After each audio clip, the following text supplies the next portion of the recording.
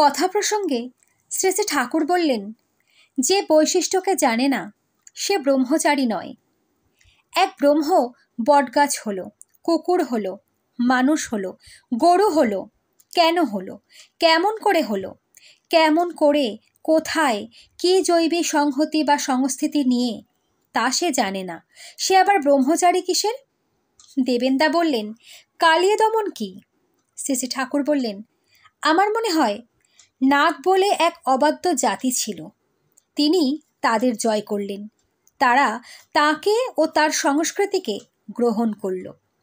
দেবেন্দা বললেন, গোবর্ধন ধারণ মানে কি?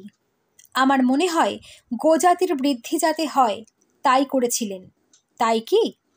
শ্রী শ্রী ঠাকুর বললেন, গো মানে পৃথিবীও হয়, গোবর্ধনধারী মানে যিনি মানুষের জন্ম ও বৃদ্ধির ধারক। এটা একটা দিক। দেবেন্দা বললেন, রাবণের 10 মাথা ছিল, সে কেমন? শ্রী শ্রী ঠাকুর বললেন, 10 মাথার বুদ্ধি তার 1 মাথায় ছিল। তার যোগ্যতা এত ছিল যে 20 হাতের কাজ করত।